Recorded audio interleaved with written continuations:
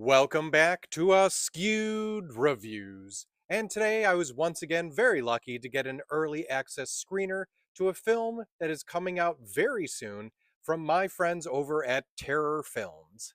The movie I'm referring to is the 2025 film Shadows of the Past, directed by Luz Cabrales.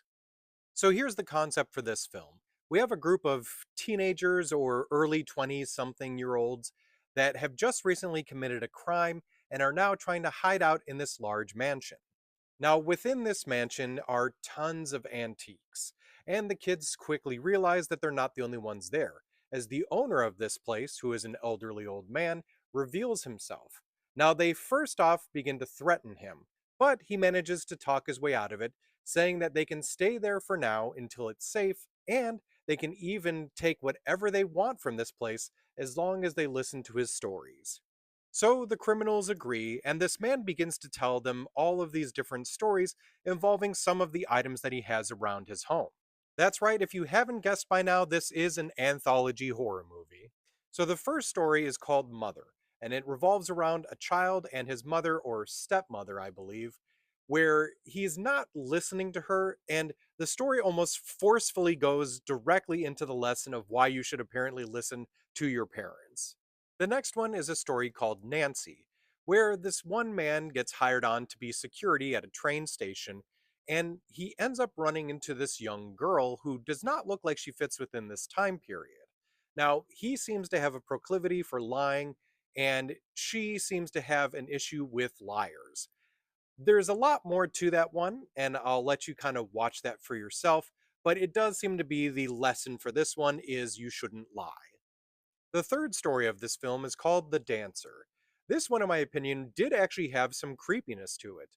Unfortunately, the first two, in my opinion, were a bit weak on the scary or horror factor, but this one was a little bit better.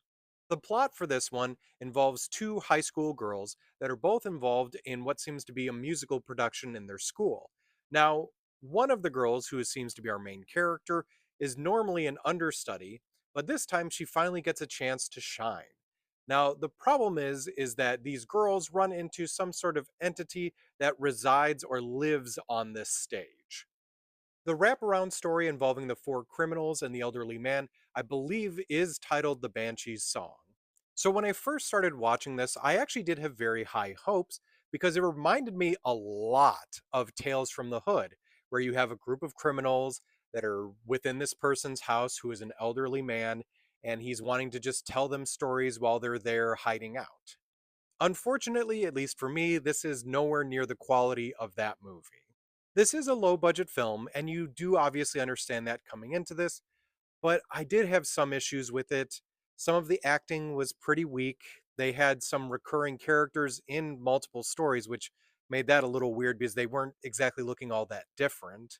Also, the pacing was really off at moments. Now, what actually confused me though is near the end of the film, there were actually some really creepy elements, and I wish they would have had that same feel throughout the entire movie, but it just didn't. So, for me personally, I was not a huge fan of this film. I do think everyone should check this one out though, because anthology horror can always be a lot of fun, and maybe you'll like it more than I did. So, it is going to be available coming out as of May 9th, and that'll be available on Chilling, Scared Network TV, Kings of Horror, and Watch Movies Now. For me, on my scale, I'm giving this film a 2 out of 5.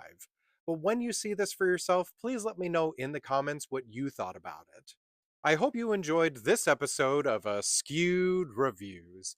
Once again, I'd like to thank my friends over at Terror Films for sending me another early access screener. I love that you guys do that, and hopefully you'll keep doing so. And of course, if anyone else out there is connected to a film and has the ability to send out a screener, feel free to reach out to me. I'd love to be able to watch it, review it, and of course, give you some extra publicity.